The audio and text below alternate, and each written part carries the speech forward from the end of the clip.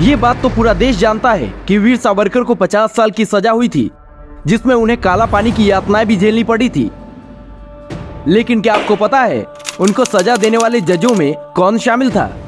सावरकर को सजा सुनाने वाले 3 जजों की बेंच थी, जिन्होंने उनको 50 साल की सजा सुनाई थी। सजा सुनाने वाले 3 जजों में से 2 जज विदेशी थे, लेकिन एक जज थे एन चंदावरकर, जो भारतीय थे और तो और कांग्रेस के पूर्व अध्यक्ष थे। हालांकि कांग्रेसियों का सावरकर से नफरत का किस्सा कोई नया नहीं है। नेहरू से लेकर राहुल तक की कांग्रेसी पीढ़ी को सावरकर से नफरत रही है, क्योंकि कांग्रेसी हर वो काम करते थे जो अंग्रेज करने को कहते थे, जबकि सावरकर इसके विपरीत थे।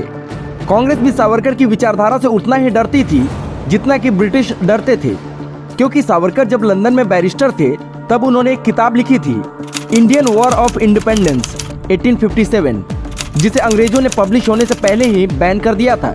सावरकर पूरी तरह से धार्मिक वसूल वाले व्यक्ति थे। वो हिंदू जीवन शैली में विश्वास करते थे, जो कांग्रेसियों को कभी पसंद नहीं आई। सावरकर भारत से जातिगत व्यवस्था को पूरी तरह से खत्म करना चाहते थे। इसके लिए उन्होंने पतित पावन मंदिर की नींव भी रखी थी। लेकिन कांग्रेस अंग्रेजों की बनाई जाति व्यवस्था को बनाए रखना चाहती थी, क्योंकि आने वाले समय में इन्हें इसी मुद्दे पर राजनीति जो चमकानी थी। यही नहीं, 1909 में इंडियन काउंसिल एक्ट के तहत अंग्रेज भारतीयों को कुछ पोस्ट देकर खुश करना चाहते थे, ताकि लंबे समय तक भारत में शासन कर सके। इस मुद्दे पर कांग्रेसी उनके साथ थे, क्योंकि कांग्रेसियों को हमेशा से ही सत्ता का लोभ रहा है। लेकिन सावरकर इसके खिलाफ थे, क्योंकि वो पूर्ण स्वराज चाहते थे। इसलिए उन्होंने इस लॉलीपॉप का विरोध किया। यही वो वजह थी जिसकी वजह से 1911 में सावरकर को 50 साल के लिए जेल में डाल दिया गया। इस दौरान उन्होंने काला पानी जैसी तमाम यातनाएं झेली।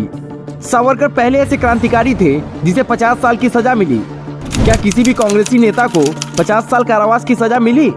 ये इस बात का सबूत है कि सावरकर कितने बड़े देशभक्त थे और स्वतंत्रता आंदोलन से कितनी मजबूती से जुड़े हुए थे।